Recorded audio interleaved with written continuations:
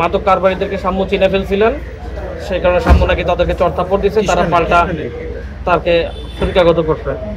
কিন্তু নর্মালি যেটা হয় যে মাদক কারবারিরা কি করে, যে তারা যদি চিনে ফেলে ধরা পড়ে দৌড়ায় পলায় যায় আর তারা সংঘবদ্ধ হয়ে সুইচ গিয়ার দিয়ে মারছেন, বা তার আগে ট্রেজার ক্যান দিয়ে সাম্যকে ট্রেজার ক্যান দিচ্ছে, সাম্য তখন দৌড়ায় গেছে তাদের থেকে ধরতে, তারা আবার একটা জায়গায় দাঁড়ায় আবার সাম্যকে মারছে। এগুলো খুবই আমার কাছে মনে হচ্ছে অসংলগ্ন বক্তব্য, একটার পর একটা বক্তব্যগুলো সিকোয়েন্সগুলো মেলে না। বা আমি পুলিশ প্রশাসনের কাছে আমি আবার আবেদন জানাবো, এটাকে আরও অধিকতর তদন্ত করুন, এবং আপনারা যারা মিডিয়ার লোকজন আছেন আপনারাও এটা অধিকতর তদন্ত করেন, যে নিছক মাদক কারবারিকে চিনে ফেলছে, তাকে বাধা দিছে, এই কারণে আমার ভাই মারা যেতে পারে। এই ঈদে জামা জুতো অ্যাক্সেসরিজের ডিসকাউন্ট।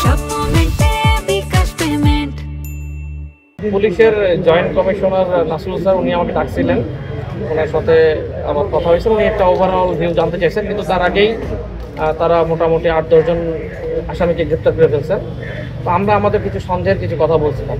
আমাদের যে অবশ্যই যারা এই প্রশাসনিক কাজে আছেন বা এখন যত প্রযুক্তি যাতে ব্যবহার করার সুযোগ থাকে তারা হয়তো আমাদেরকে ভালো জানেন, আমরা আমাদের কিছু বক্তব্য বলেছি। আমার মনে হয় মূল আসামি গ্রেপ্তার হয়নি, এটা আসলে মনে হওয়ার তো ব্যাপার না, মানে মূল আসামি কি আসামি এটা মনে হওয়ার ব্যাপার না, কিন্তু পুলিশের বক্তব্য এবং আজকে যে যুগান্তরের রিপোর্ট, যেটা রিপন স্টেটমেন্ট দিচ্ছে, সেখানে আমি মিল পাচ্ছি না। কারণ এখানে রিপন বলতেছে যে 2বার তাকে বাইকে করে মন্দিরে নিয়ে গেছে, সেখান থেকে বাইরে নিয়েছে, আমার একটা প্রিপ্ল্যান, বাকিরা নজর রাখতেছিল, মানে একটা বিশাল বড় গ্যাং। ভাই এটা কি পরিকল্পিত মনে হচ্ছে? আমি পরিকল্পিত হচ্ছে বা হচ্ছে সেটা আমি মনে করা দিয়ে তো আসলে কোনো কিছু হওয়ার কোনো কারণ নাই। 164-এর যে বক্তব্য এবং মানে এটাকে নিছক একটা হত্যাকাণ্ড, এই দুইটাকে আমি মেনে নিতে পারছি না আর কি। আপনি কি মনে করছেন, আপনি কি মনে করছেন, কেন মেনে নিতে পারছেন আপনি?